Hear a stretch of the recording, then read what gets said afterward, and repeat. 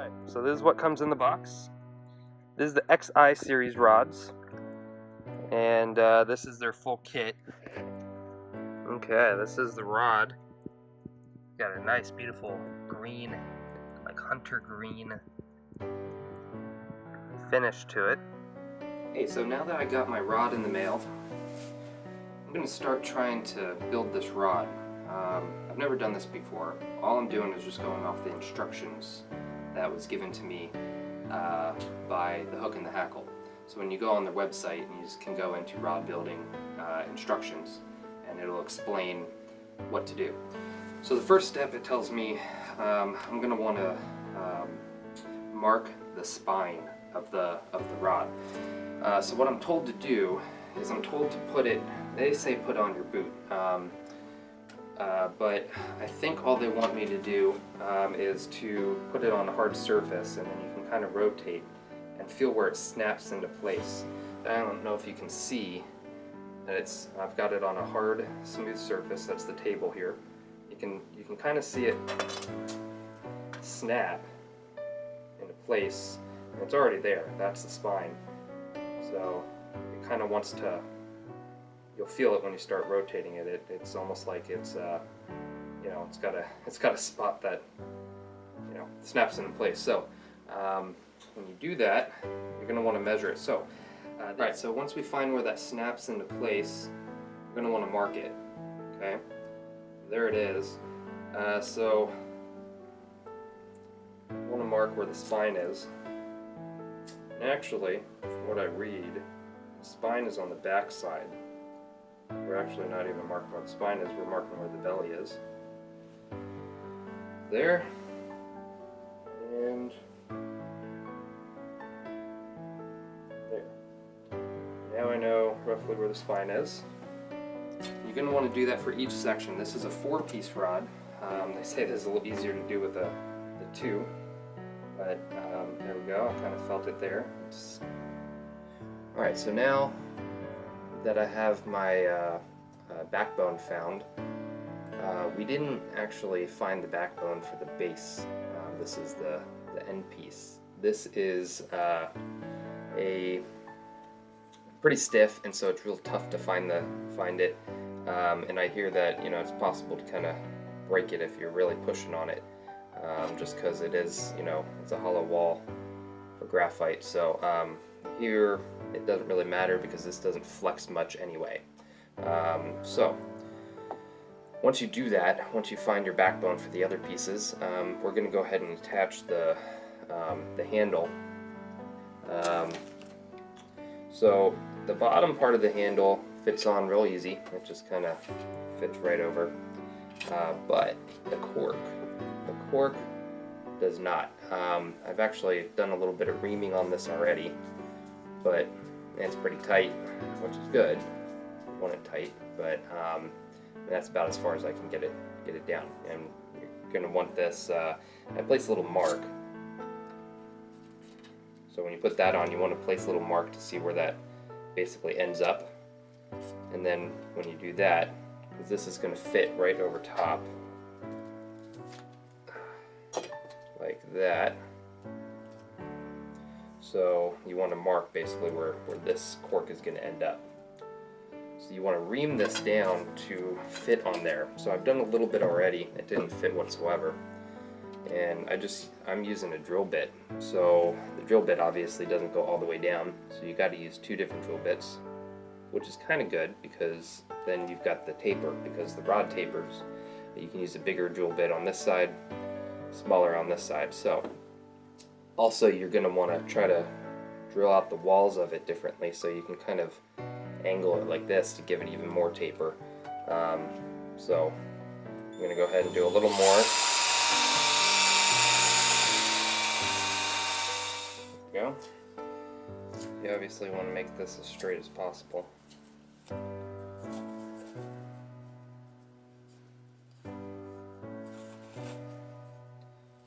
And you want to add more than you think you'll need, because you can always take some off. At least that's what I think. That should hopefully do the trick. So let's see. Yep, see? fit on there. So let's take some off.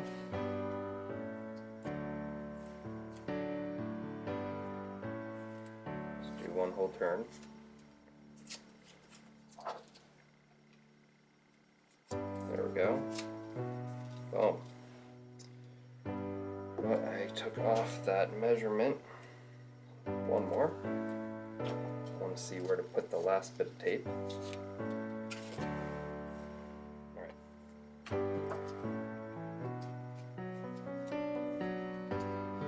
Look at that. That's a tight finish. Alright. So, let's put everything together. See if it fits.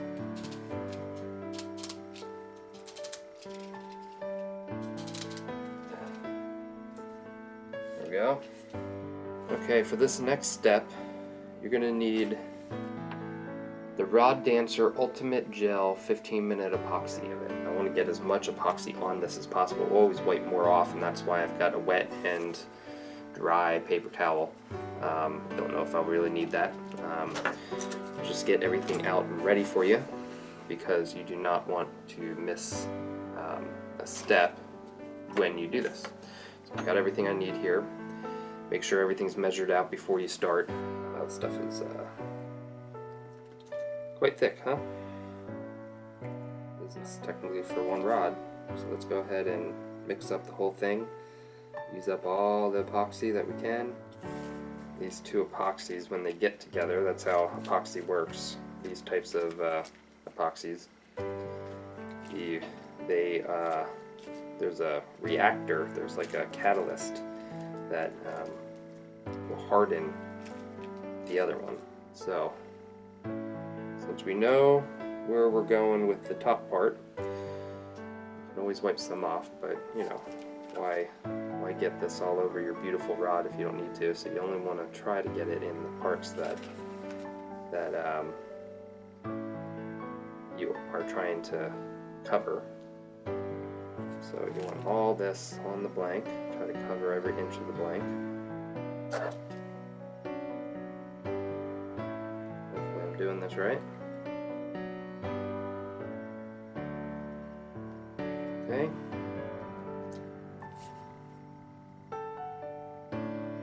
Try not to get it on your hardware. In reality, you know, I probably should have taped this.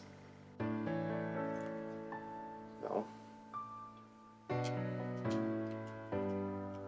Yep. And I was right. Very, very, very right. Alright. Well, that's why we have paper towels, right?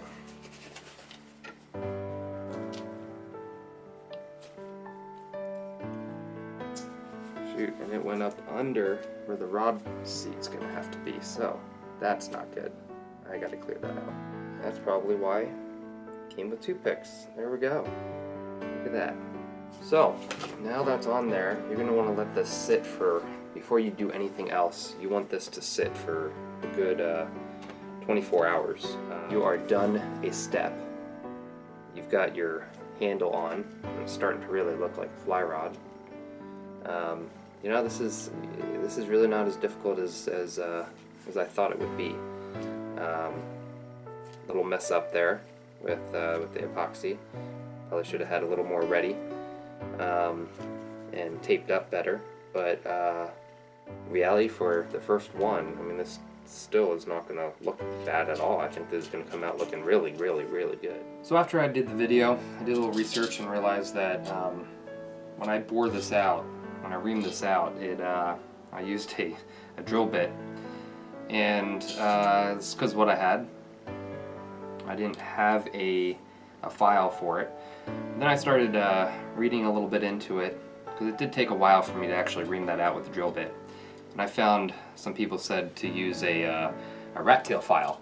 So a rat tail file is this thing, and it's just basically a long file that has a bit of a taper already to it. So it actually ends up working out perfectly. Anyway, so I already started reaming it a bit for the camera, and unfortunately I don't know what happened in the footage. So, but I got it to about that point, just to show you what it was, but I'm going to do it again here. So I've got it reamed to here, and that's about all that is going to go in. I don't want you to see how quick it is to ream this, and you want to go just all the way through.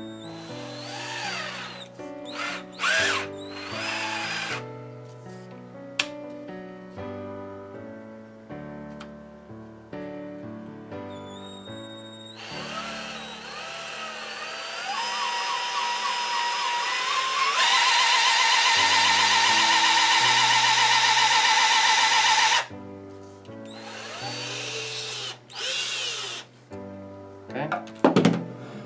It does leave a bit of a mess.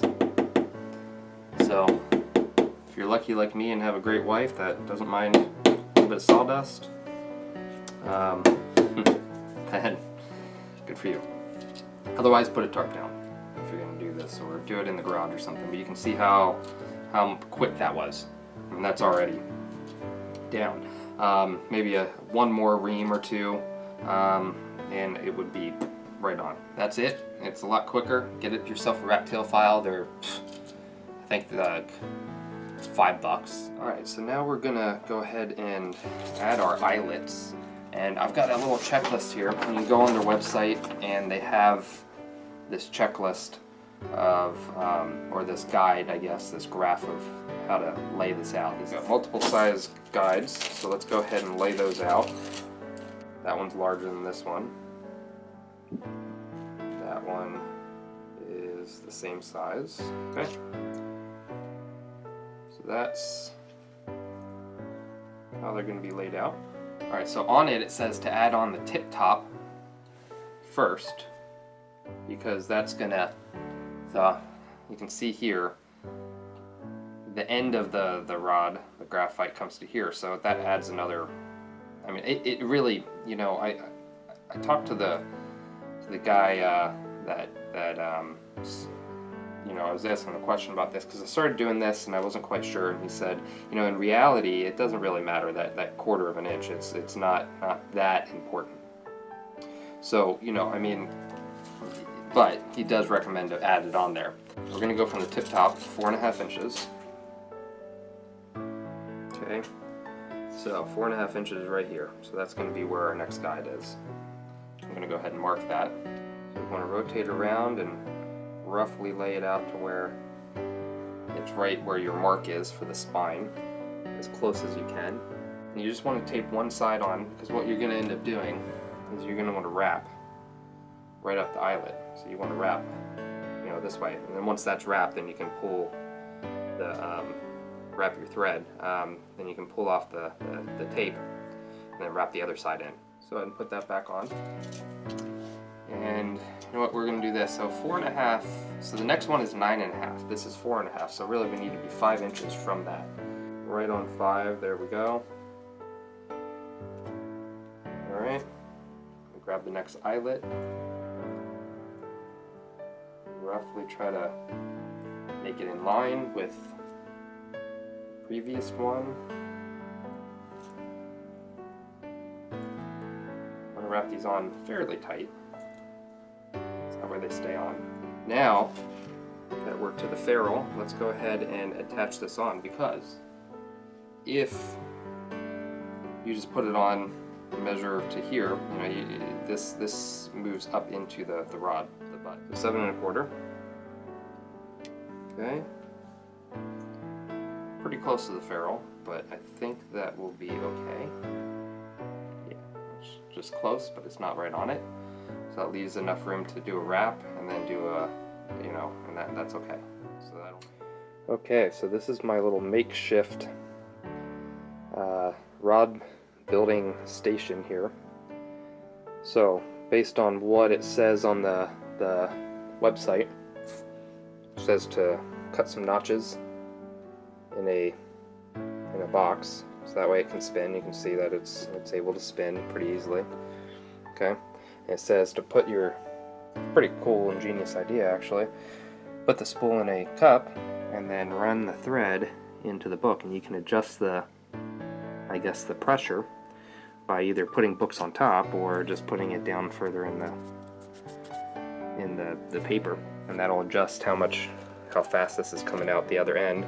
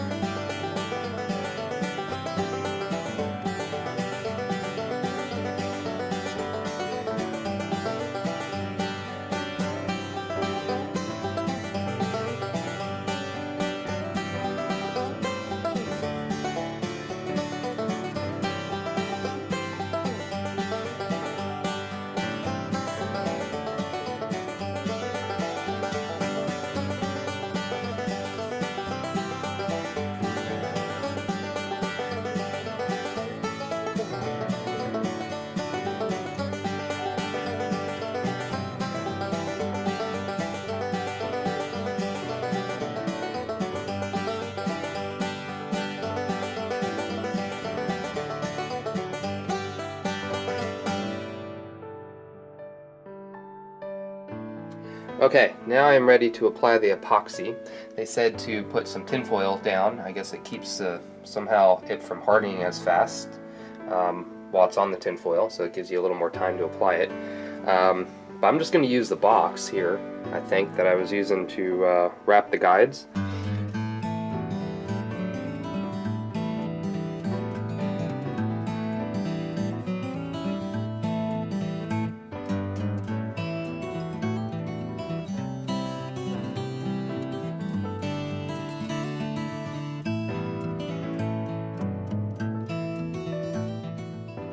Okay, so this is the finished rod. I mean, really, for not doing this before, I thought it would be a lot more difficult, but it really turned out pretty simple. You know, it's not perfect, but really not bad at all. You can see that came out really nice. There are a few spots, so a couple things I would recommend is Really be careful when you're adding the epoxy. You can see that's not perfect there. Probably should have done another coat for that one, and I might still do that. I have some epoxy left, but most of these turned out good. A couple of them have, you can see where I didn't trim the thread properly. So that's one thing I will say, don't use scissors like I did. Use a razor blade to really cut it off right at the edge, and it'll come out looking a little nicer. But overall, I mean, for not doing this before and not having exactly the right tools, I mean, this came out looking as good as most any rod you could really get, besides a couple little problems. So but those are easily overcome with the right tools and the right know-how, and my next rod will come out looking, I think, perfect. I know what to do now. And so, you know, as you can see, I don't really know anything about how to do this. This is my first rod, but it still came out looking really, really nice. I mean, it's a really nice fly rod. It's kind of hard to show the action on it, but this blank specifically is kind of moderate. I thought it would come out a little stiffer, but when you add the components on it, it does give a little weight to more of the tip, so it does, you know, bend a little more. So this is a moderate to fast action, I would say.